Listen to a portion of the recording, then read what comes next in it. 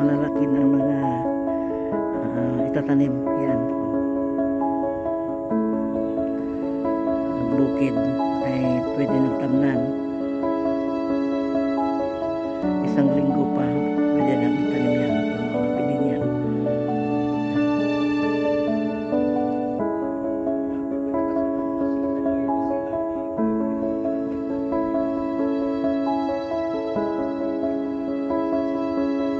May nagpapatayo ng bagong bahay dyan dito sa bukid. Ayan.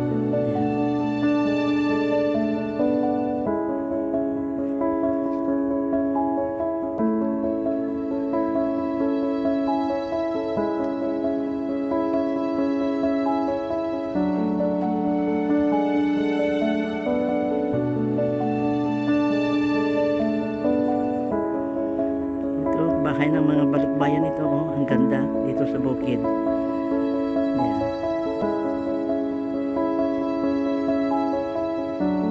Dito sa amin mga kaibigan, napalibutan kami ng bundok. Ayan. Bundok.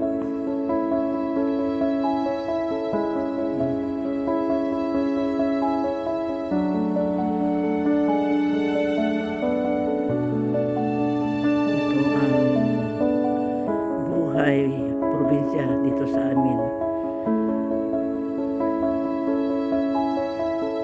Dito sa bukid. Itong mga bukid. Mga malapit na matamnan. Yan, malalaki na yung mga seedlings. Yung mga binhi, yung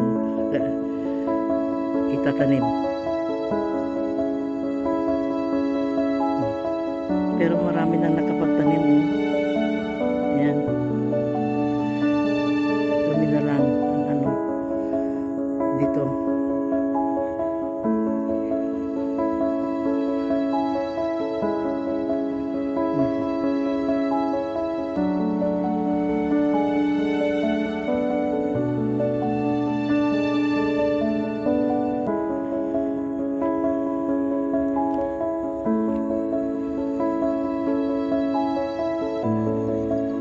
Ready to plant rice.